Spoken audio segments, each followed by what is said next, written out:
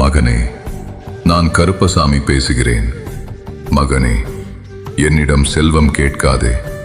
செல்வத்தை காக்கும் நல்ல மனதை கேள்.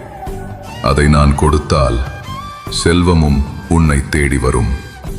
பிறர் விழுவதைக் கண்டு சிரிக்காதே.